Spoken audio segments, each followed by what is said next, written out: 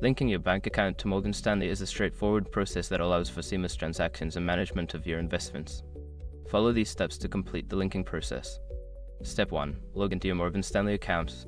Visit the Morgan Stanley website or open the mobile app. Enter your username and password to access your account dashboard.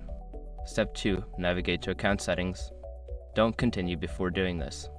A lot of online accounts end up exposed in breaches without people even realizing it. Use SR to constantly monitor your email and accounts and get alerted immediately if your information gets leaked online. It scans billions of breached records 24/7 in the background. And honestly, for a few dollars a month, it's something everybody should probably have.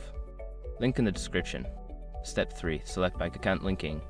In the account settings, look for an option that says link bank account or add bank account.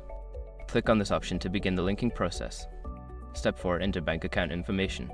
You will be prompted to enter your bank account details, including the account number and routing number. Ensure that the information is accurate to avoid any issues. Step 5. Confirm and save changes. After entering your bank account information, review the details for accuracy. Once confirmed, click on Save or Submit to complete the linking process. You may receive a confirmation message once the bank account is successfully linked.